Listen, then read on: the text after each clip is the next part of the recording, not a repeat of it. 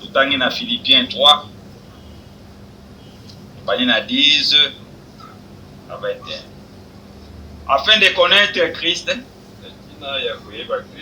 et la puissance de sa résurrection et la communion de ses souffrances, en devenant conforme à lui dans sa mort pour parvenir, si je puis, à la résurrection d'entre les morts. Ce n'est pas que j'ai déjà remporté les prix ou que j'ai déjà atteint la perfection,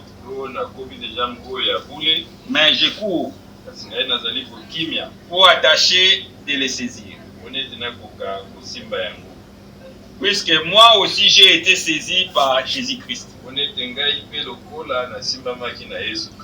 Frère, je ne pense pas l'avoir saisi, mais j'ai fait une chose. Ou bien ce qui est en arrière, mais portant vers ce qui est de l'avant. Je cours vers le but pour remporter les prix de la vocation céleste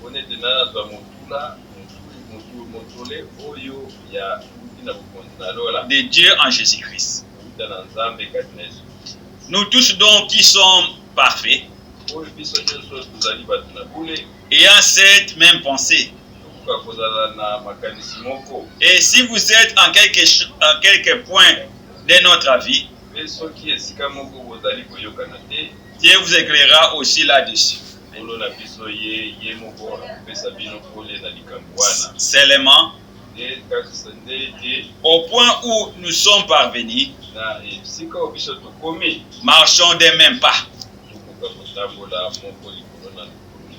Soyez tous mes imitateurs, frères, et portez les regards sur ceux qui marchent selon le modèle que vous en avez.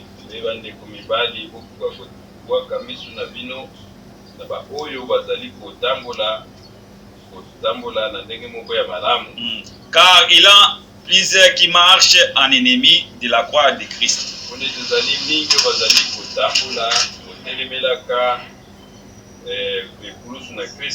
Je vous en ai souvent parlé. J'en parle maintenant encore en pleurant. Leur fin sera la perdition. Ils sont pour Dieu leur vente. Ils mettent leur gloire dans ce qui fait leur honte. Ils ne pensent qu'aux choses de la terre. Mais notre cité en nous est dans les cieux, d'où nous attendons aussi comme Seigneur, comme Sauveur le Seigneur Jésus-Christ,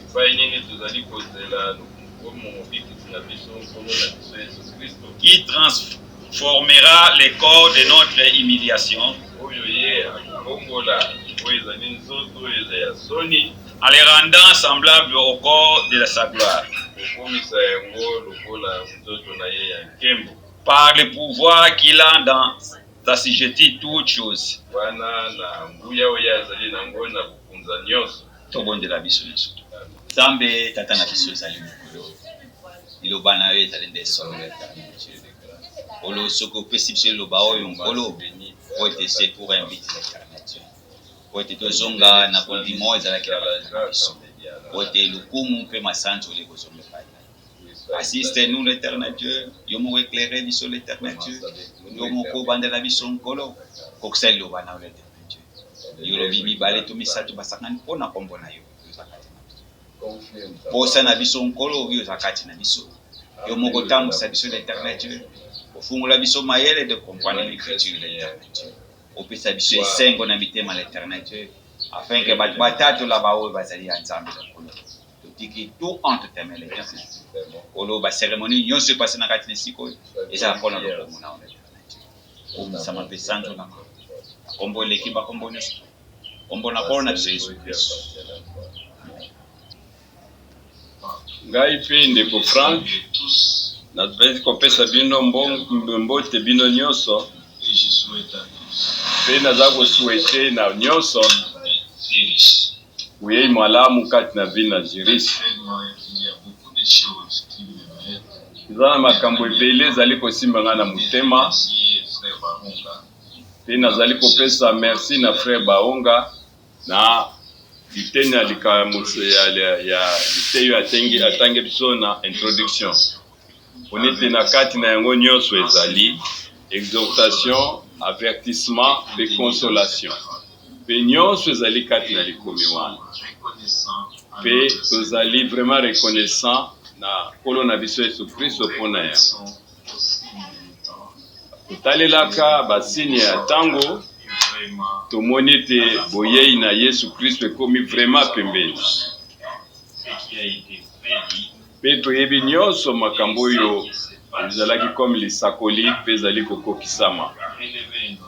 Biso tokotelemisa mitu na biso mpona ete toyebi ete lisiko ya nzoto na biso ekomi pembeni. Nde bato ebele bayokaki ete ndeko moko ayaki na biro na nga na dimanche ayebi na livre moko monene pe livre wana ezalaki kaka kokritike ndeko na biso Branham na badeklaration na ye. Ye alingaki kotangela nga titre ya nzembo ya livre wana pe nayebisaki ndeko kanga buku na yo pe bima na biro. Ngai naza na boyokani ata moko te na ba oyo bazali kotelemela nkolo Yesu Kristo na tango. Pe lelo oyo nazali kotangela bino oyo nyonso ezali na motema na ngai. Liboso nakoka kotanga yango, bondima yango bandeko basi mpe mibali. Responsabilité oyo Nzambe apesi ngai mpona ntina liloba oyo mutu moko aza nango te na se ya mokili oyo. Nazali komema liloba na Nzambe banda na lamuki tina kolala na ngai. Pe mardi oyo ngai nakitisaki makambo nyonso na makolo na nkolo. Pe nayebisaki ye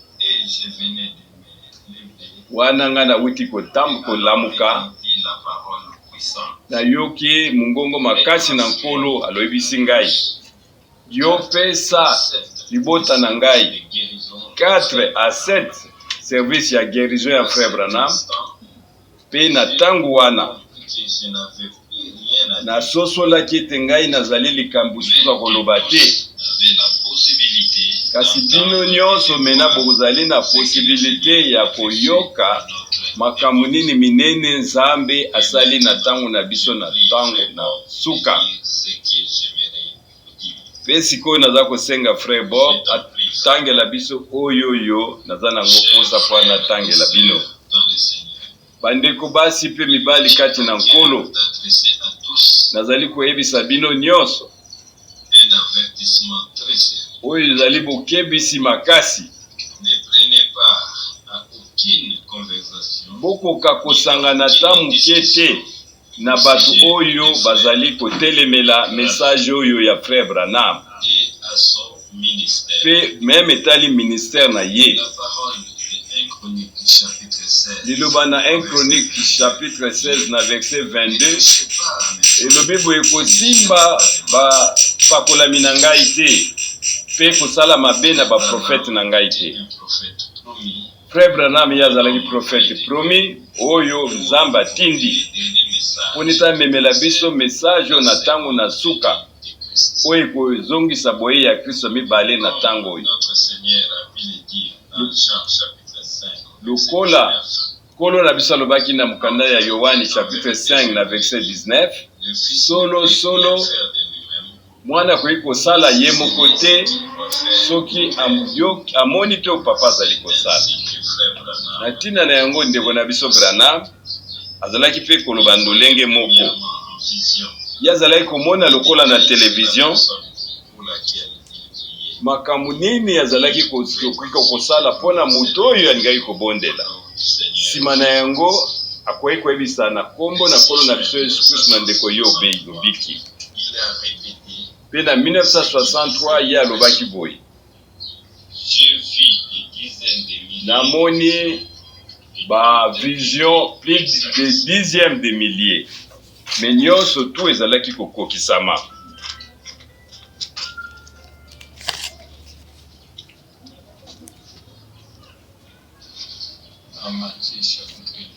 Na Matthieu chapitre 12 na verset 31 à 32 komami boye ete na tina na yango na yekolisa bino tout blasphème sera pardonné lisumu nyonso ekolimbisama na bato kasi oyo azali kotuka molimo santu ye akoki kolimbisama te quiconque parlera contre le fils de l'homme oyo nyonso akoloba kotelemela mwana na moto bakolimbisa ye parlera contre les saints kasi oyo akotelemela molimo santu ye bakolimbisa te ata na mabele oyo ata kuna na likolo. j'ai tous les originaux de prédication des frères Branham. Ngai naza na baoriginaux nyonso ya mateya ya frère Branham. Plupart d'elles se terminent par un service Nyonso na yango na suka ezali kosilisa na service ya guérison. j'ai été lié à frère Branham. Kouta 10 ans ngai nazalaki Personnellement pris nakangamaki na frère Branham service divin pe nazalaki komona misala oyo nyonso tu Zamba asalaki na ba service ya guérison. je suis un témoin oculaire Nazali témoin oyo yo amoni pe ayoki na tango na suka oyo na makambo nyonso nkolo asali na tango na biso. maintenant Sasa vous hivi avez tous l'occasion bino nyonso bozali na occasion pe possibilité et d'écouter boyoka bino moko service de guérison. ba service ya guérison oyo nkolo asali na tango na biso. Na deuxième partie ya méditation na biso tozali kolanda liteya ya prophète William Branham mutu alikomi nango ezali la reine de Saba ye ateyaki yango na Los Angeles na Californie le 5 avril 1959. Boyoki malamu. Avez-vous réalisé Bino bozali kososola que je prêche oyo ngai nazali koteya biblique, ezali kouta na Biblia. soit cela est éprouvé, Soki poti na Biblia bokomona yango soki ezali solo to lukuta. maintenant vient l'action, la décision. Sasa yipi tozali kozwa Le Christ décision. est-il vivant? Kristo Est-il- azali na bomoi. Alors il se manifestera. Soki azali na bomoi ya komimonisa ndenge azalaki na liboso. Jésus n'a-t-il pas dit Wana Yesu Kristo alobaki ete ye azali lolenge qu'il moko sera avec nous lobi lelo mpe libela mpe akozala na biso dans sa lettre aux Corinthiens? ndenge alobaki yango na lettre na ye na Korinthe. Soki bino nyonso bozali koloba na monoko na sika Que vous avez perdu bato bakoyabwe bakanisi eke mais lorsqu'un prophète vous en a- prophétie, na raison pardon, te. est prononcée, kasi soki les profesi pensées epesami de cœur sont révélées. mitema ya sekre ya bato emonisami Confesse que motu Dieu aye na lingomba koloba ete solo nzambe aza na bino est dans la ligne de prière.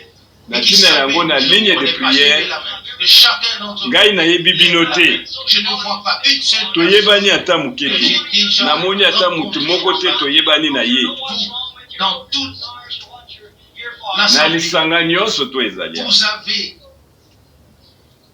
ils ont levé tous leurs mains. bango nyonso batelemisi maboko na bango Que je ne les connais pas. mpe basosoli ete nayebi bango S'il vous te. plaît, levez les mains encore une fois. Soki bino bolobi ete nayebi bino te botombola maboko Vous na m'êtes bino également inconnu. mpe Je ne baassemble connais que tombolaki maboko lobi ete toyebani te.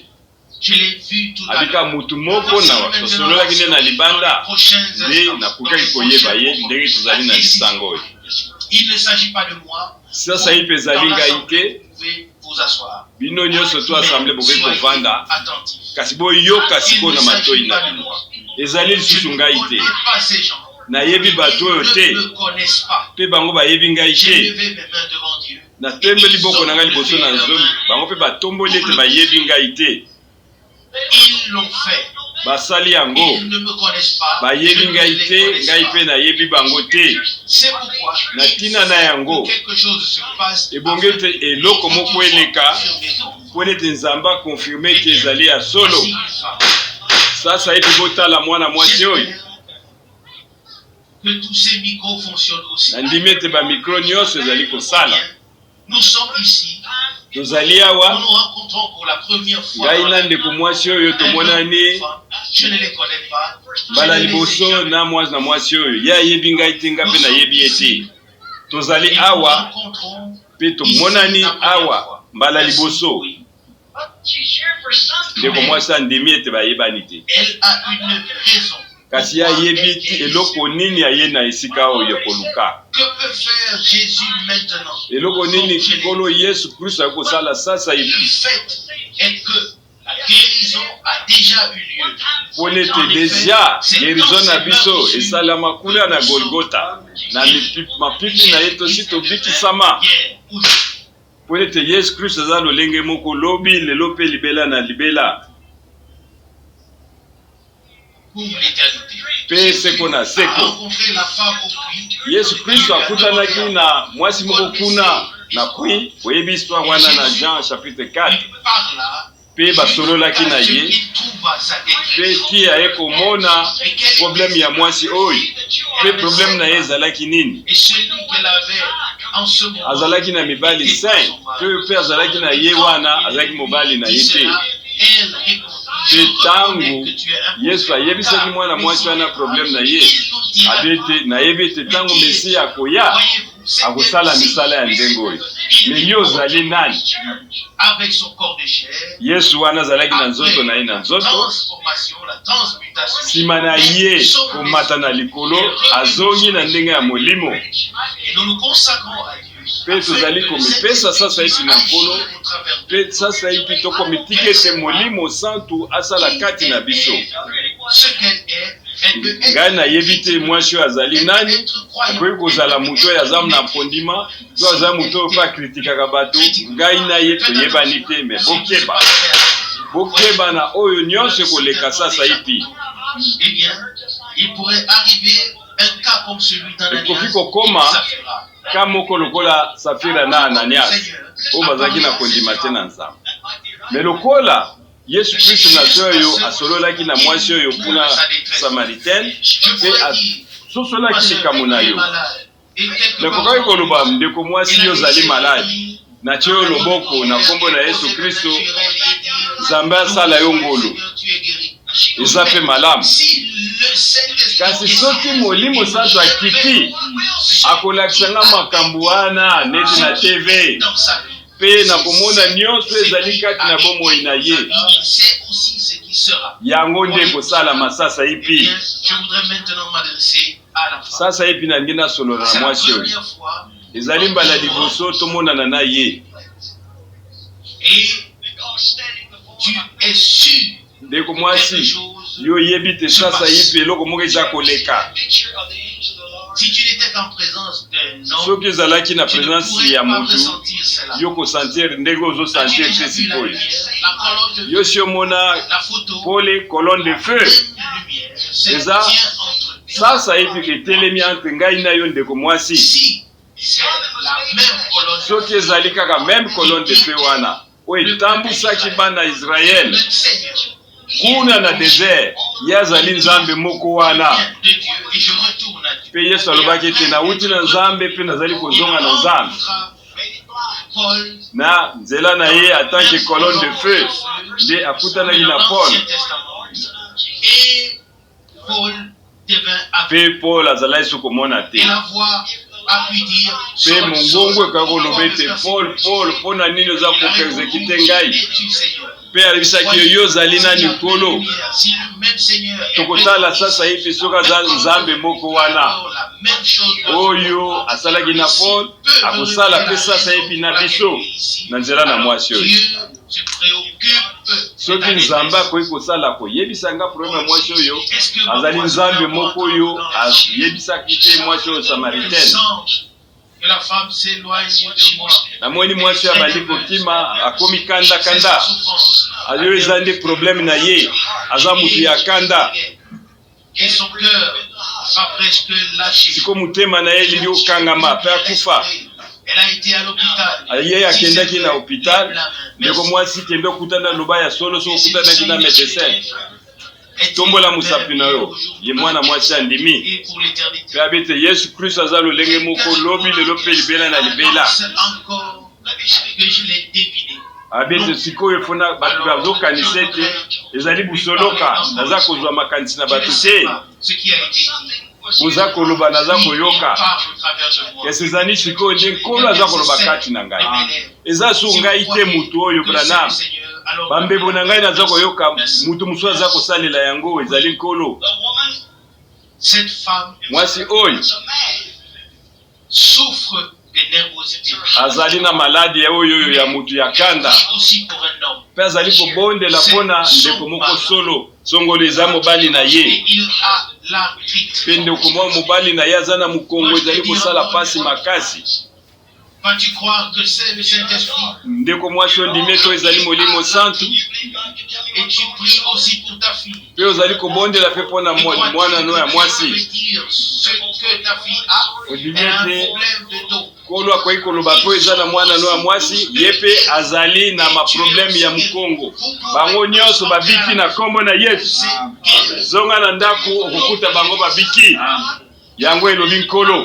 Croyez-vous Okoki kondima que ete Dieu est ressuscité d'entre les Yesu morts? Kristo akufaki pase kwaki na bakufi Il est au milieu de nous. mpe azali kati na biso Forme du Saint-Esprit. nde lolenge ya molimo santu Vous tous. mpe akoki kosalela bino nyonso ndenge asalaki na ntango na kala. La femme qui se tient maintenant devant Mwasi moi mosusu atelemi liboso na ngai est également inconnue. ngai na ye mpe toyebani te. Je te prie, si c'est le cas, nazali koyebisa yo soki eza lolenge wana tombola merci, je mosapi. te remercie. Merci mwa ndeko mwasi toyebani te. La raison pour laquelle Kasi molimo santu akoki koyebisa nga problème na yo soki ayebisi yango okondima. The lady is suffering with a high blood la pressure. femme souffre d'hypertension. Mwasi oyo azali kobela na hypertension. Le médecin Naza komona médecin lui mettre l'appareil baza kotia ye na loboko na ye appareil ya tension trop élevé. mpe batali ete tension na ye eza ya komata Et je vois mpe nazali que tu komona as une mauvaise vision. mpe misu no ozomona malamu te. Un instant. Te ndeko Peut-être que d'autres choses peut-être makambo mosusu ekolobama Il y a aussi un problème avec ton larynx. yo mpo oza na problème mosusu na reine na yo Médicaments. bapeselaki yo bakisi na docteur Tu mesimbaki as aussi te. du mal à avaler. Yo mpo oza na Et tu as problème na l'hypertension, mongongo nozokoka komela et tu biloko as te le problème de vision. mpe oza komona malamu te. As-tu toutes ces choses? Eske ondimi yo toza makambo nyonso wana Va, tu mwasi es andimi guéri. alekende obikisame Au nom de Jésus. na nkombo na Yesu Kristo. Nous aussi, Biso mpe nous ne nous connaissons pas. Femme. toyebani te ndeko mwasi oyo mosusu ya misato. Tu as aussi une excroissance. Yo mpe ozali na eloko moko ezali kokola kati na yo over na yo. Je vois Miam. que tu as été examiné. namoni Si c'est vrai, ete alors lève munganga la main. moko akendaki kosala yo consultation soki ya solo tombola maboko. It's your faith that's doing it. It's like the woman who touched the garment of the La Lord disposition de Jesus. foi Mpe namoni est tellement disposition puissante ici devant. ya kondima na yo eza makasi. Les gens prient et les visions. Mpe partout bato baza kosambela mina naza komona bandu lokwa na télévision baproblème ya Et bato nyonso j'essaye de voir mpe naza komona est-ce que c'est et qui est-ce que c'est. mpe likambo na moko nazomona yango sikoyo. May I tell you this day, you Tu know what? devrais être opéré. Yo mwasi oyo ifale bakwa opere oyo na bamiomo oyo Qui est sur l'ovaire. oyo ezali kati na bomwasi na yo ondimi yango. Tu as quelqu'un sur ton cœur pour qui tu pries. oza so na mutu mosusu na motema no ozali kobondela If you believe with all your Cela arrivera. soki ondimi yo Il est kondima. paralysé. eza C'est ton ndeko mari. mobali na yo Si aza tu kotambola acceptes le te Seigneur Jésus, kasi ndimela Yesu alors Kristo crois maintenant que ndima toi, sasa ipi que vous êtes guéris yo au nom de bikisami Jésus. na nkombo na Yesu Kristo. Crois-tu ondimi Here's something. I saw a vision a few qu'il y a minutes ago quelqu'un of a ici? woman. eza na mutu moko There was awa something wrong with the throat. J'ai eu une vision tout It's à this l'heure woman here. naza komona neti na télévision sikoyo et j'ai vu que quelque chose n'allait pas. mpe eloko moko ezali C'est la femme qui ezali se tient kosimba maintenant te devant moi. eza na mwasi oyo aza liboso na Celle que ngai j'ai vue tout à l'heure. oyo namoni sasa ipi God will hear me. baoperaki ye. Crois-tu ndeko ya solo que Dieu est présent nzambe azali na et bomoi exauce les prières? mpe azali kozongisa biso matondi na C'est ton bosambe. nom. Tu es une femme prédicatrice. yo oza mwasi oyo Tu peux ateyaka rentrer chez toi zonga na ndako na et te yo réjouir. mpe Tu sepela as été guéri obikisami par la puissance na de nguya na Yesu Kristo. Et la femme Amen. dit que Dieu te bénisse. mpe mwasi alobi ete nkolo apambola oyo ndeko Branham. Nous ne nous connaissons pas. biso mpe na oyo toyebani te La raison de ta présence ici. raison ya présence na yo Accepteras-tu combien So- soki nzambe asosolisi nga ngo kondima Yesu Kristo lokola nkolo mpe mobikisi na yo Tu es diabétique. yo obielaka diabete Cardiaque. mpe oza na problème ya motema oza mwasi oyo ateyaka mpe Et pour que tu saches, mpone le toyeba Seigneur qui parle, eza nkolo nde aza koloba tu pries pour ton mari. oza kobondela mpe mpo na mobali na yo À peine bougé. Il est malade et alité. mpe mobali na yo aza kuna na ndako aza kobela bino mibale bobiki na nguya na nkolo na biso Yesu Kristo Oh, si seulement vous pouviez croire. soki selema bokokai kondima nkolo azali koloba À celui nyonso ezali posible na oyo azali na kondima que sa présence. bondimi ete présence na ye ezali awa Jésus a dit, Yesu alobaki si tu peux croire, soki okondima tout est possible. nyonso ezali posible Maintenant, sasa il y a hivi une femme. eza so na mwasi C'est une femme de mosusu couleur. mwasi oyo ya mutu mwindu Voici une image parfaite. tala image moko malamu oyo te esalamaki kuna na entre femme samaritaine na Yesu Dieu veut me révéler. ndeko mwasi ondimi ete nkolo akolakisanga problème na yo You're not from this city. You come from the Tu south. n'es pas de cette ville. yo outi na ville oyo te Tu viens de loin. yo outi mosika You got Tu an viens de Long Beach. yo outi na longwish Et tu as un cœur enflé. yo oza na motema evimbi Et tu veux rentrer chez toi. zonga na ndako na yo Jeff, que tu yebisa mobali nokomona ye Jeff nzambe abikisi ngai Tu ne connais pas cette femme. ngai nayebi mwasi C'est oyo le te Saint-Esprit kasi molimo qui a sana révélé ces mpe ye nde asosolisi nga makambo oyo bokoki kosala kritike soki ndenge mwasi azoganga na kosepela soki mpe ezalaki yo ozalaki na place na ye olinga koganga ndenge moko na esengo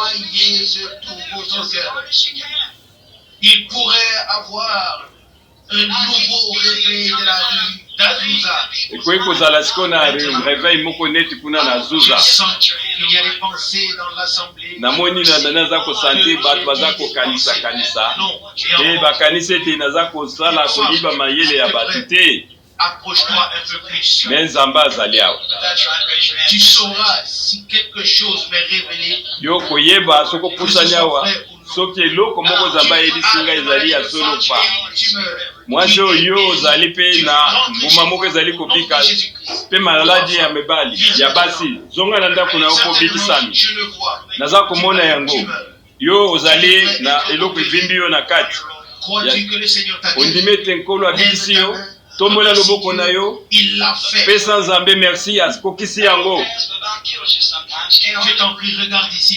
tala wa ndeko mwasi yo ozali na asme maladi na pema yo kanisi ete sasa olingi kokufa zonga na ndako na yo nzambe abikisi yo ndeko yo oza na maladi ya mitema makasi mpe zonga na ndako na yo pesa nkolo merci obikisami bondima maladi na bino mutu oyo ya mutu pasi ezala kanser oyo oza na yango obikisami yo kuna oza mpe na kanser molimo moko ya mwindu na moni ezingi yo kasi obikisami bozonga na ndako na bino na sante malamu tout est possible yo obikisami na kanser na yo yo oza na posa ti baopere eto yo mpe kuna na suka yo mpe obikisami deja alleluya yo mpe na problème na yo ya moestoma nzambe abikisi yo amen bwana yali yesu kristu nde aza kosala nyonso oyo yo mpe ndeko mwasi ndima tobikisami mwana no wana azali aveugle amonaka te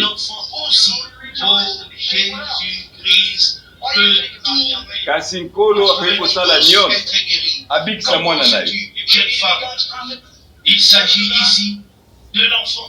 ezali awa mpona mwana no azomona te ondimi ete aza profete ya nzambe mwana no aza vraiment na kobela makasi kasi nzambe akoki kolakisanga problème na yo mwana na yo yabotama aveugle okoki kondima yango mwana oyo abotama amonaka te Peut-être le Seigneur. Est-ce que yo yebi yango? Devenu aveugle. Mwana ya komaki aveugle na kati ya libumu na yo. Parce que tu as avalé Yo quelque melaki chose. eloko moko ya mabe. Ebebisi miso ya mwasi oyo na mwana na kati ya libumu. Et c'est ainsi que l'enfant Na tina na yango mwana oyo aveugle. ayaki kobima amonaka te. Kasi mwana oyo maintenant abikisami. Et toi, femme, Pe yo mwa mama maladie de femme, oza na maladi oyo ya basi. aussi été guéri. Yo pe obikisami. Toi, de tout ton cœur. Ndima na motema no mobimba. Toi aussi, Yo avec pe ton mal de dos. na mokongo na yo pasi. Joyeuse. Zonga bosepela nzambe abikisi bino. Vous avez déjà été guéri. Bobikisama deja na Golgotha. Vous pouvez accepter la guérison maintenant. Moko na bino andima yerizo na isasa ipi. Alors, nous allons prier ensemble. Sasa ipi tokobondela biso nyonso. Le même Dieu qui guérit le cœur. Nzambe oyo azali kogerire ame na yo ye moko mpe azali kogerire motema mpe nzoto. Bondima ete azali présent mpe azali kosala. Bondimela nkolo. Bondima ete bato bonina bazali abandimeli nkolo te. Botelisa misapi na bino tala batondi ebele awa. Mpe boya liboso bofukama. Bino nyonso bolingi kopesa bomoi na bino na nkolo. Botelema, bopusana. Mpe na kobondela na tina na bino tokobondela elongo. Ata likambo nini yo yaka tokobondela. Boya na présence na nkolo. Sasa hivi nkolo azali kolakisanga makambo lokwa na television. Abete mema bango bakoka kozongela nzambe ya solo. Alobi parmi ba oyo bazali kopesa bomoi na bango awa baya tika na makambo ya kosambela babika na nzoto me bandimela nzambe na solo. Babete na ngana tika nanu kosala bagerison bato oyo bandimela nkolo nzambe nde aza kobenga bino. Bopesa bomoi na bino epai na nkolo. Yaza lolenge moko lobi lelo pe libela na libela Yesu azali awa. Nkolo azali awa. Azali awa. Tika ete topesa nkolo lokumu boya na présence na ye. Bino bombandi katikati na masumu bozonga na boya liboso na nkolo toza na présence na ye. Bofukama. Ye azali présent. Molimo mosantu. Na yebi te eloko nini koleka. Me eloko moko eza koloba na ngai. Tika nanu kosambela ngo mpona makambo na nzoto.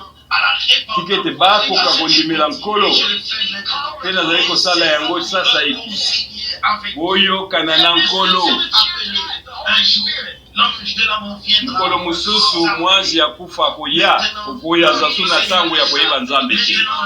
Kasi sasa ipi nzambe azali kobenga yo oyo ozali na bomoi. Bobwaka ye te. Boya sasa ipi. Boya. Bosimba ye ye pa kosimba bino. Sasa hivi tukoye koyemba nzembo moko.